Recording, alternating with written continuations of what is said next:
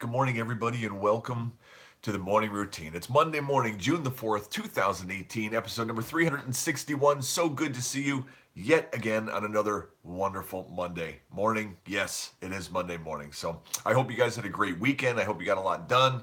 Just got to see some people that you maybe haven't seen in a long time. That's always fun, right? Catch up a little bit, have a great. I actually bumped into my neighbor yesterday. Hadn't had a conversation with him in quite a while. Lives down the road, up over the top, and he was cruising by and stopped. And we had a chit chat. It was an exciting moment for me. I got to catch up with an old friend. So I hope you guys got to do the same thing over the weekend and maybe got some work done.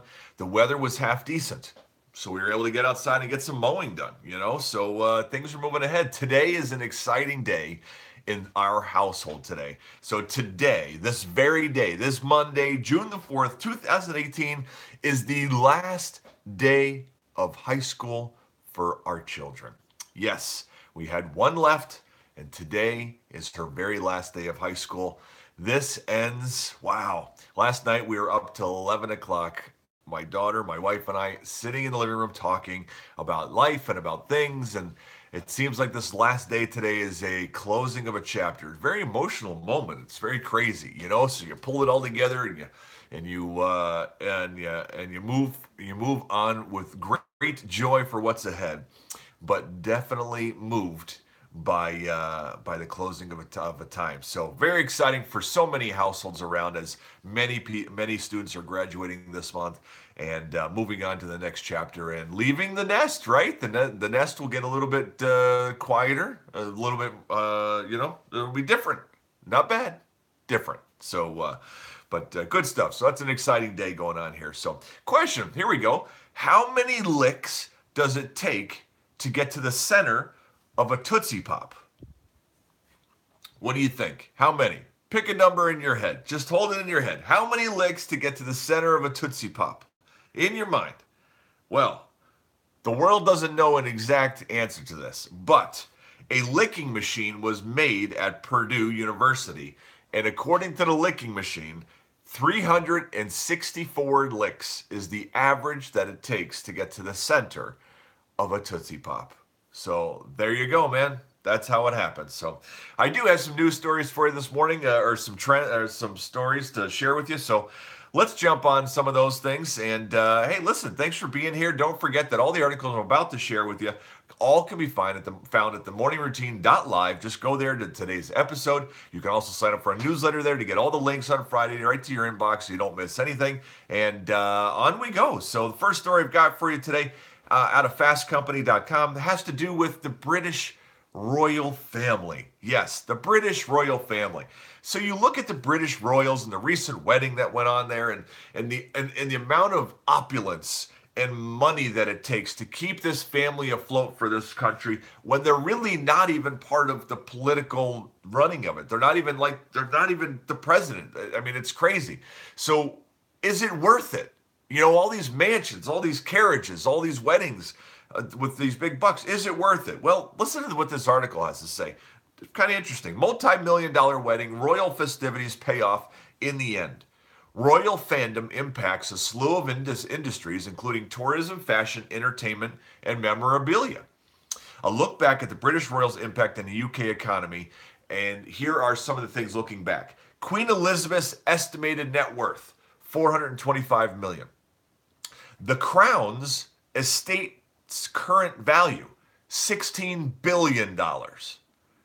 So just off interest alone, they could afford to keep the royal family afloat. So Prince Harry's estimate worth $25 million. The Queen's income this year, $97 million. The amount the average, this is the question I want to get to. The amount that the average British taxpayer pays to support the royal family, 88 cents.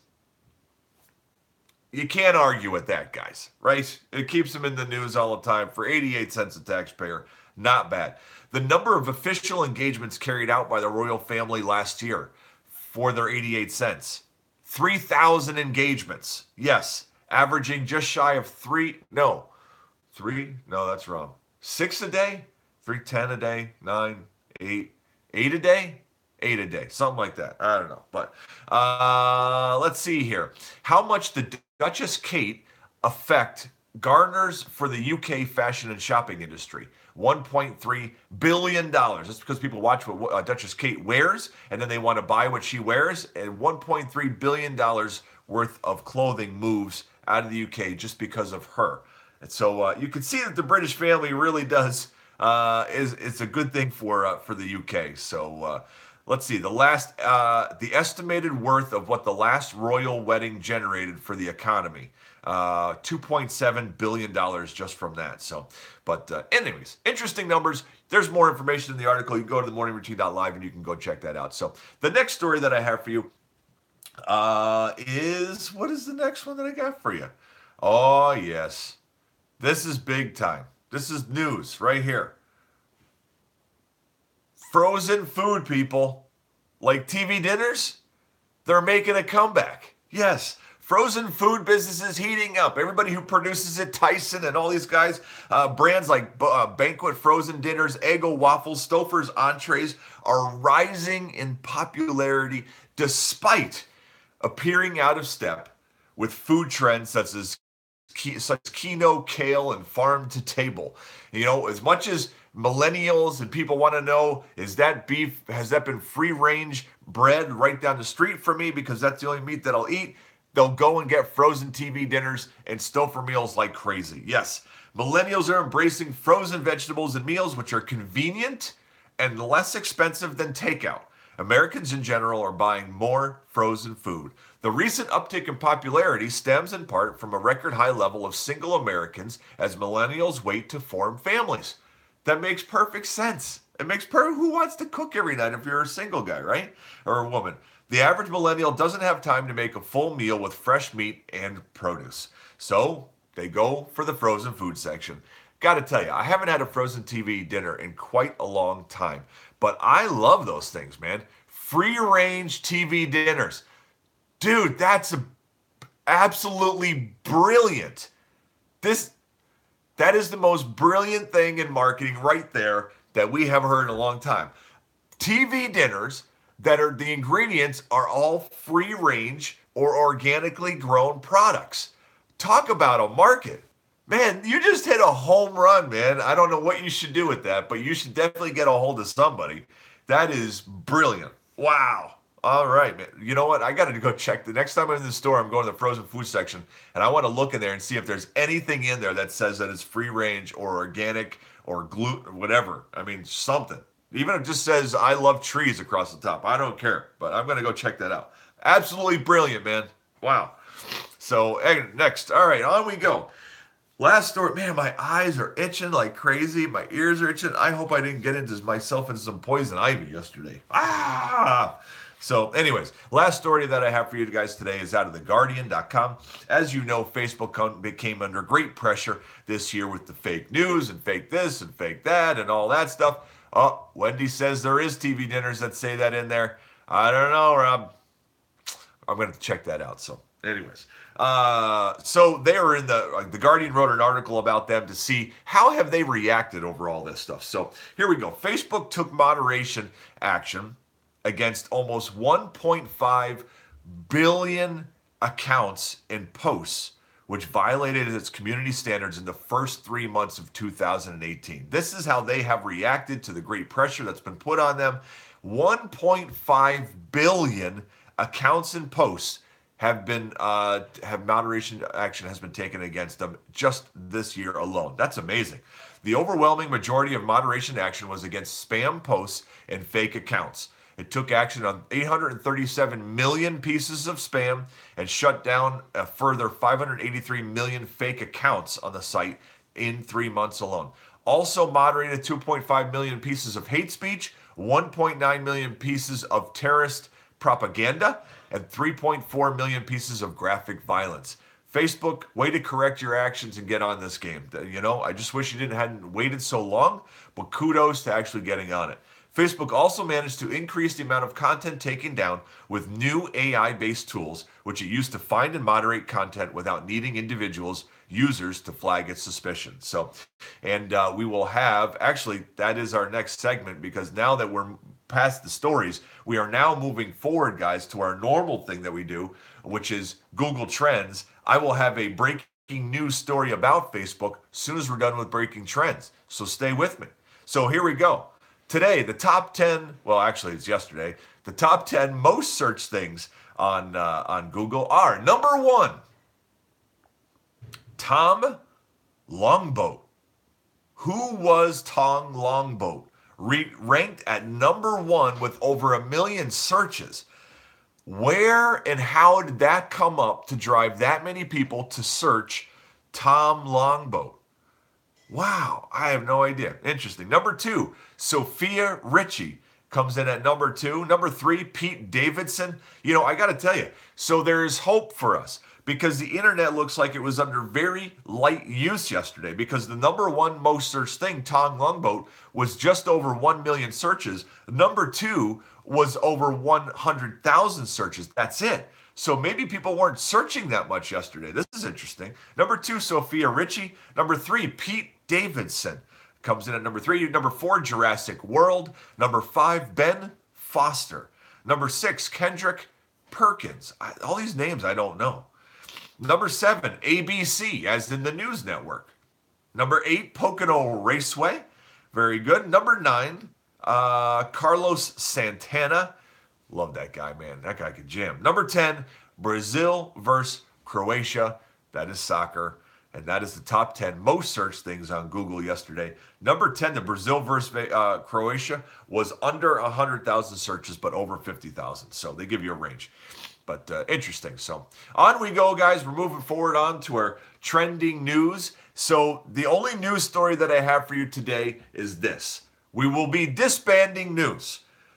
Facebook has officially announced that they are banning their trending news because too much fake news have been showing up in their trending feed. Yes, it's true. Today, if you go onto Facebook and if you go to trending, where the news stories always are, there's a note there. It says, we're removing trending soon to make way for future news experiences on Facebook. I searched that. I found another news article by somebody else saying that they were removing it because of too much fake news and promoted news articles were showing up into there instead of it actually being a consumer-driven trending news things.